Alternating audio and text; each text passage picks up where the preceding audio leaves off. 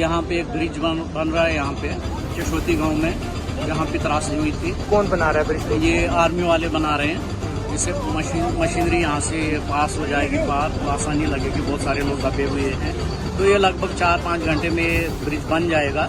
उसके बाद थोड़ी सी आसानी रहेगी NDRF को, SDRF को काम करने। बाकी के काम की अगर बात की जाए तो कितना तेजी में काम चल रहा है? अब बहुत जी जान से लोग यहाँ पे काम कर रहे हैं, चाहे वो स्थानीय लोग हैं, बड़े संगठन यहाँ पे हैं, जैसे हम सेवा भारती की तरफ से हैं। और देखिए यहाँ पे कुछ NGOs भी आई हैं, तो सब लोग लगे हैं डेड बॉडीज को निकालने के लिए।